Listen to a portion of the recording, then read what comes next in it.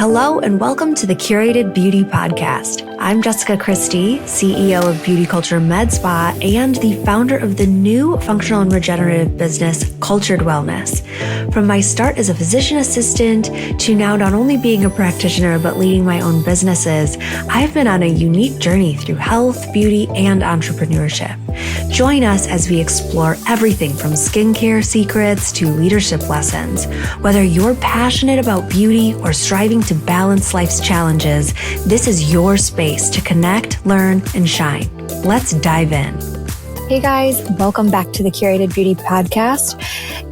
I was just reviewing with my podcast editor the most viewed episodes of 2023, and the one on bioidentical hormones really must have struck a chord with you guys.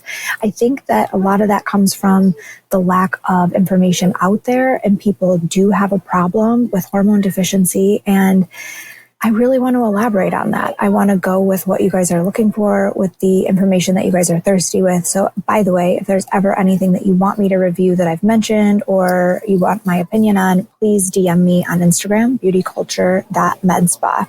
So today I want to talk about perimenopause symptoms and sort of the surprising truth behind a menstruating woman's health. I think that so many times we think, well, I'm still having my period, so I must not even be close to a hormone deficiency, let alone menopause. I think it's really important to review the symptoms of menopause. Also, I think it's important to talk about why women don't recognize these symptoms as perimenopause and the different reasons behind that. Also, examples of maybe some missed symptoms and issues with a lot of specialties. I think I've mentioned this before. Specialties are wonderful. They're an expert in their thing. They're niching down. Like, that's a huge trend and everything. But in medicine, it's difficult because people need to work together with these complexities of medical issues. And so when we look at all the specialties, we have different specialties treating different symptoms, but could they all be roped into menopause? And then the OBGYNs are not experts on truly menopause.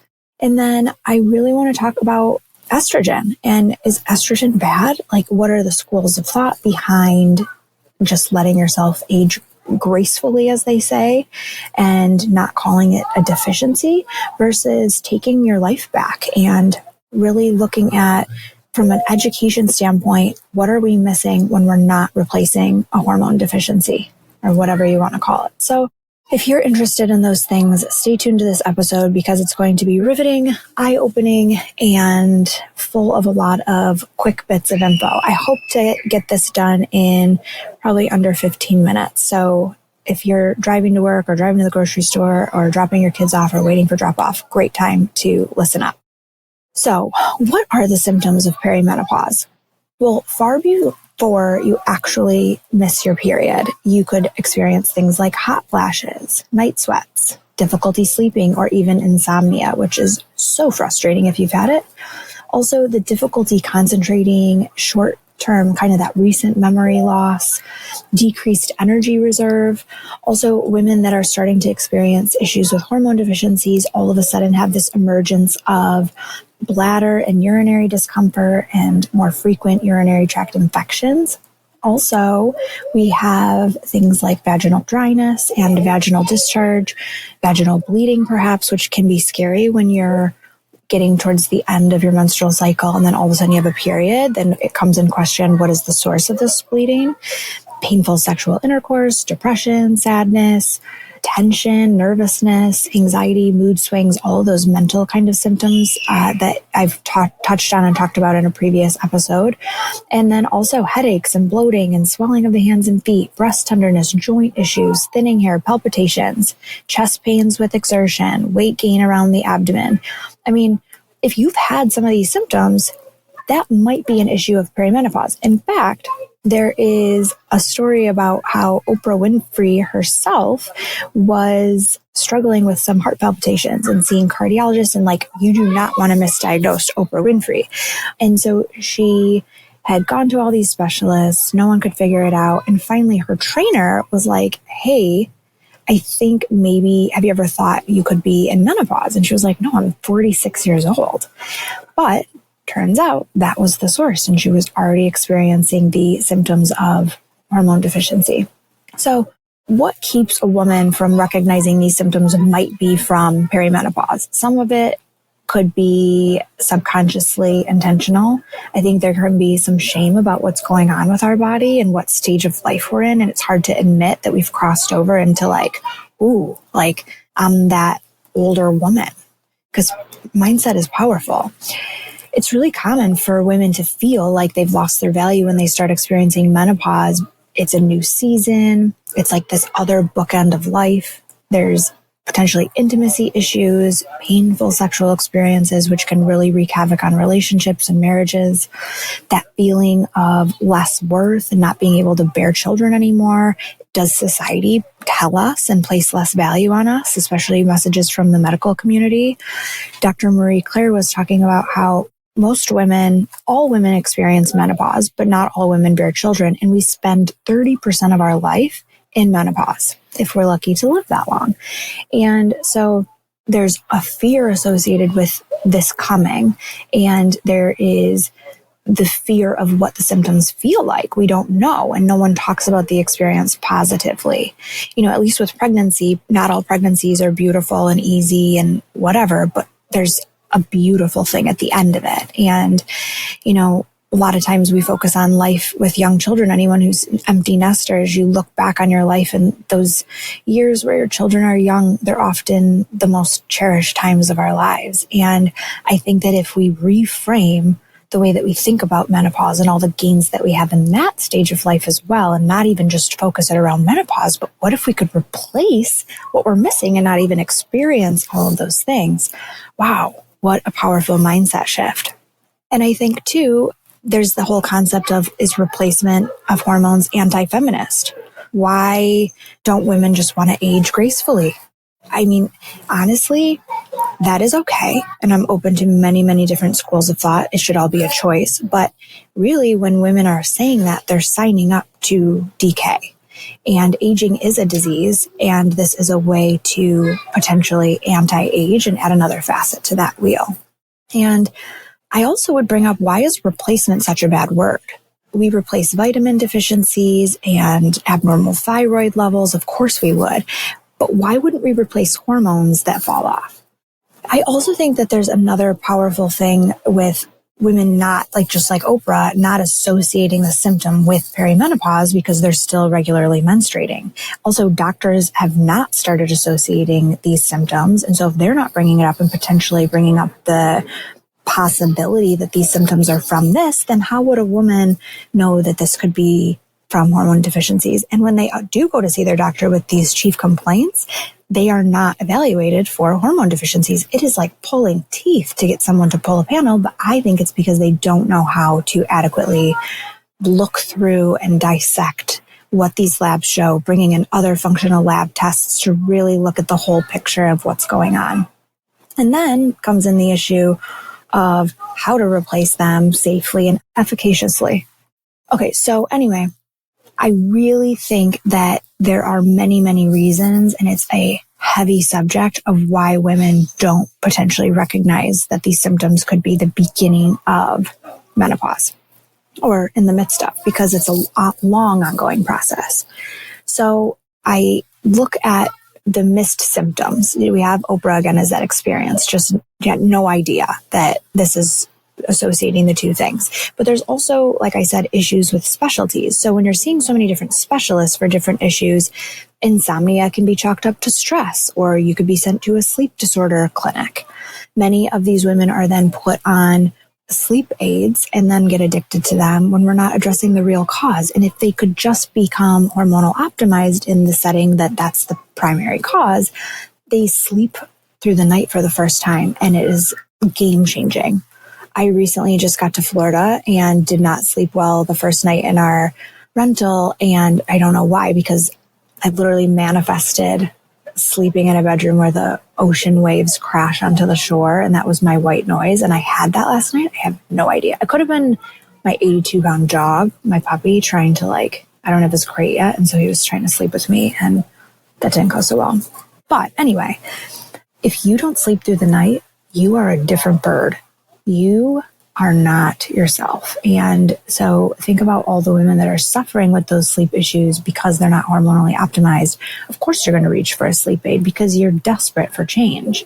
Also look at things like muscle and joint aches. They're just sent to a rheumatologist trying to find some sort of autoimmune disease, put on, systemic steroids or biostimulators or biologic agents so that we can calm the process of potential inflammation in the body, and just assuming that that's the cause of muscle and joint aching. Also, fibromyalgia. Oh my gosh, that is like this mystery diagnosis when so much of it could literally be from hormone deficiency. Talk about depression. Depression is multifaceted, and by no means am I saying that all mental illness is chalked up to hormonal imbalances. It is a bigger issue. It deserves so much respect, so much more research than it gets. However, when hormonal deficiencies are the primary reason that this is happening, there's a more common women with no classic symptoms, maybe like where there's the hot flashes, sleepless nights, headaches, like maybe they don't have that, but they could have this sudden onset of depression or anxiety. And hormone deficiency is largely associated with severe mental illness in some cases, or worsening of pre-existing mental illnesses, and then the meds no longer work and we wonder why. We also have good psychiatrists and psychologists who are starting to recognize these symptoms and the timeline and the history and starting to bring this issue to light and maybe just raise the question. But also, we have so many women that are dissuaded by their doctors in persistent fear of this Women's Health Initiative, which was a study that has totally been debunked, but initially rose the cause. Could hormone replacement therapy cause breast cancer? And could it cause things like stroke or other types of cancers? And we have all these women that are suffering from, in the meantime, depression and generalized anxiety disorder and ruined sexual and emotional connections with their spouses, disintegrating marriages because of, the connection of a sexual connection with your partner, and relationships and families are just really getting fractured. And again, this is so multifactorial, but looking for these sudden changes really gives us clues on how to recognize when hormone deficiency is the primary issue. So I really love to raise that question because it's such a powerful one and it's such an issue that we could make a huge impact on the population. Okay, so is estrogen bad? There is so much back and forth. Yes, it is. No, it's not. I would just like to remind everyone that you have estrogen in your body from the time that you are born until the time that you go through menopause, where it essentially drops to about 1% of the premenopausal women. Estrogen remains the most effective treatment for menopausal symptoms, and yes, even perimenopause when there's a deficiency. So it is not that you have to go through menopause to be able to get estrogen. Replacement would definitely seem appropriate when you're dropping to 1% of the premenopausal women. So let's think about it this way. There's two schools of thought.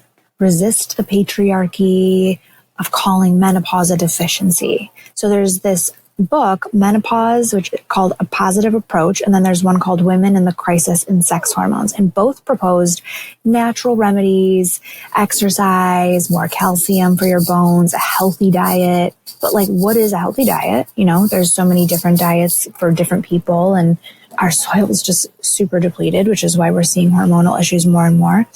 And they're telling people that any form of hormone replacement therapy is harmful and unnecessary. But true feminism at its core could also be argued to increase studies on women's health. And there's a book, the Lila Nachtigal Report, and then that was not received well because it was talking about women needing to, get on hormone replacement therapy and urging them to educate themselves. But 9 years later, she came out with a book called Estrogen, The Facts That Can Change Your Life. And she really talked about the therapeutic benefits of estrogen far beyond just diminishing hot flashes. I think that there's such a common misconception that, okay, just get through the hot flashes, I'll use these natural remedies and then I'm good. No, we're preventing things like osteoporosis that cause hip fractures, promoting heart health and minimizing cardiovascular disease, cognitive benefits like Alzheimer's dementia, which is soaring, especially early onset. And then the beloved World Health Women's Health Initiative swung HRT back the other way. So it's really this pendulum back and forth. But if you take 2,000 women in postmenopause, 20 will develop heart disease, 11 on average will develop bone loss, 6 will develop breast cancer, 3 will develop endometrial cancer, but nearly 100% will experience urogenital atrophy, which, by the way, is a late finding of estrogen deficiency. It is, something that shows you that you've had a lack for a long time. And this is, again, causing vaginal itching, burning, urinary frequency, painful sex. And listen, I know that not everyone wants to be sexually active and, just have this large libido and sex drive. Maybe some people think like, free at last, I don't need to have sex anymore. I can't. I got a note from my doctor. But can you imagine if you took men and they had sleepless nights, painful intercourse, brain fog, chest pains, bloating, like everything but the breast tenderness and vaginal discharge that I mentioned earlier in the episode, and said, well, guys, this is just part of aging and you still need to be present sexually for your wife. Here's some lube. This would never fly. So I think that, if you're really wanting to bring a truly less is more attitude with menopausal symptoms and replacement, it just argues more for hormone replacement therapy. Big Pharma continues to develop more drugs every year for the symptoms associated with what we're experiencing. There's a new one called Veoza that is it's a hormone-free hot flash treatment. And so it's working on the vasomotor response that happens. And okay, great. So we don't know the side effects of that drug fully yet. It's a new drug. And also it's just treating the brain with receptors versus just giving the body what it's missing. And that's the movement into aesthetics. That's the movement into regenerative medicine.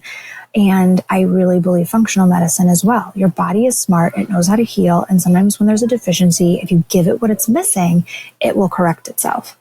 So I also would pose the question that Big Pharma is a for-profit, big for-profit industry, and hormones are very inexpensive. Sometimes the testing in the labs, because insurance doesn't like to cover everything, is tough. And we have a lot of concierge practices popping up because they don't want to fight with that. And they just want patients who want to do the right way and they don't have to jump through all these hoops. But hormones themselves are very, very inexpensive. So I would just leave you with this last point. Education is king. I don't agree with the birth of feminine forever. Mostly it was male doctors in the 60s just handing out hormones without the appropriate education to their patients because these women had missed a period for 1 year. Every drug has risks. There's no absolutes in medicines. Just like taking a Tylenol, there's risks. So is there with hormone replacement therapy. But people deserve informed consent. They deserve a medical provider who is an expert on the latest and greatest in hormone replacement therapy research. And I would just encourage you to choose between these 4 tips for finding a provider that is up to date and committed to effectively replacing hormones. So I would inquire about their approach to treatment. Different professionals have different approaches. Some might prefer more natural methods, and that might be your cup of tea, while others might lean toward traditional pharmaceuticals. Maybe you would prefer bioidentical versus synthetic. Make sure that their approach aligns with your preferences and needs. Also, I would inquire about how they monitor and adjust treatment over time. Are you a patient who is very non-compliant and maybe needs something like a pellet? Find someone who has options to customize your treatment. Number 2 would be schedule a consultation. Make sure that before committing, you have the opportunity to schedule a consultation. By no means am I saying this consultation should be free. If you find free consultations for hormone replacement therapy, I bet this person is practicing on you. We don't offer free consultations, but if you do book hormone treatment with us, that money goes toward your hormone treatment. But it's time with a provider that has spent a lot of time getting to be an expert in this field. And this meeting is really a chance to ask questions about their treatment approach, experience, ask for testimonials, gauge your comfort level with them. It's a relationship, and it should be important that you feel seen and heard and that your concerns are addressed. And number 3, I would research their expertise, their experience, their reviews, look into their medical professional credentials. I would make sure that you see how long this person's been practicing, What do their patients say about them? Look on Instagram. What are people commenting? Look at online reviews. They should be more than willing to not only share HIPAA compliant stories and other people's experiences and cases that are like yours that they've learned from. Obviously, it's an evolving, changing industry. I wouldn't say that someone's going to come out with 30 years of experience typically, but you should make sure that they are actively, aggressively chasing this issue down and making sure that they're on top of everything. And then number 4, seek recommendations from family and friends and other healthcare providers. Are people referring to this person? Personal experience, like I said, are very, very important. And looking on online forums and groups, this is a really great way to find professionals. So that is it for our episode. I hope that this opened the window a little bit for some perimenopause symptoms that maybe you're experiencing, and maybe you would like to find a provider that will help you walk through this new stage of life with a really good mindset, because it doesn't have to be all bad. Take care, you guys, and thanks for joining me. And that's a wrap on another enriching episode of the Curated Beauty Podcast. If today's conversations resonated with you, I urge you to share it with someone you believe could benefit from it. Let's spread the beauty, knowledge, and empowerment far and wide. For more in-depth resources, information about who we are, or if you're interested in becoming a patient or training directly with me or one of my team, visit our website at beautyculturespa.com. Don't forget to stay connected with us on Instagram for all the latest updates, behind the scenes, and beauty wisdom. Follow us at beautyculture.medspa and at B Cultured Wellness. That's the letter B, Cultured Wellness. Thank you for being with us today. Keep curating your beauty both inside and out. Until next time.